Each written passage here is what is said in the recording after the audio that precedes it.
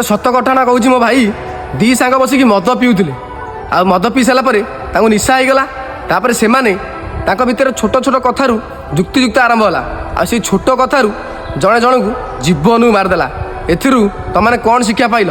गोटे सांग केवल ता सांग को मारि न थाए ये मद